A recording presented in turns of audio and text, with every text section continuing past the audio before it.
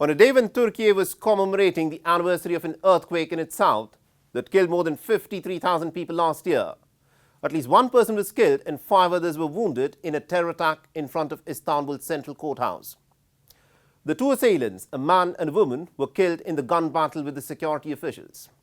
They are believed to be associated with a leftist terror organization that has staged attacks in Turkey since the 1980s. Now, Turkey is gradually emerging from a decade-long violent spell marked by repeated bombings and other attacks linked to jihadist fighters and Kurdish militants. This attack that targeted a police checkpoint near a courthouse shattered that sense of security, rendering the nation vulnerable. Our next report gets more details. The WION courthouse, also known as the Istanbul Justice Palace, is a huge court complex on the city's European side. Heavily guarded and with multiple entrances, it had the distinction of being Europe's largest courthouse at the time of its unveiling in 2011.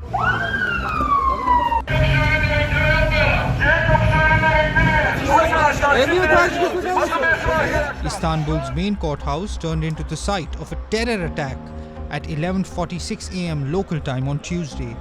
2 assailants, named only as EY and PB, fired on a police checkpoint, injuring 6 people, 3 of whom were police officers. One of the wounded women later succumbed to her injuries. Responding quickly, the Turkish police shot dead the 2 assailants. I had some business at the courthouse, so that's why I was here. I finished what I had to do and was going toward the exit. Just as I walked out, I heard gunshots and a gunfight broke out. I saw the 2 terrorists with my own eyes. One was a woman and the other was a man, and they were in a gunfight with police. The man was shot first. The woman was shot too after she fired a few rounds. The 2 attackers are believed to be members of the Revolutionary People's Liberation Party Front, or DHKP-C, which is a fringe terrorist group largely inactive in recent years. Reportedly, the attackers had previously served jail terms for terror-related offences.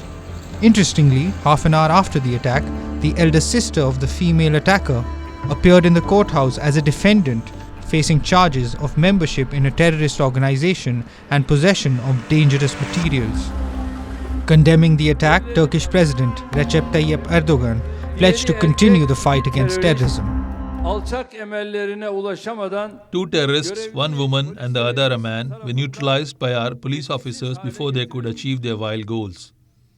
Turkiye will continue its fight against all terrorist organizations and their supporters with determination, without any discrimination. I ask God for a speedy recovery to our wounded. In the meantime, I wish for God's mercy on one of our injured who passed away.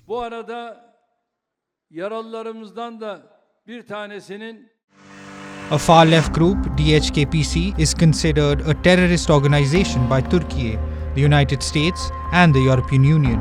The group had claimed responsibility for a February 2013 suicide bomb attack on the US Embassy in Ankara, in which a Turkish security guard was killed and 4 others were wounded. And in 2015, at the same courthouse attacked on Tuesday, the DHKP-C group had taken a prosecutor hostage. They had demanded details about the police killing of a teenager during anti-government protests the previous year.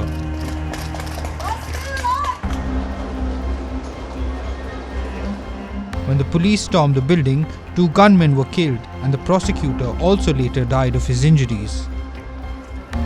Is the fringe extremist organization, which has lied dormant for a few years recently, making a comeback? And more importantly, how prepared is Ankara to deal with this new security challenge?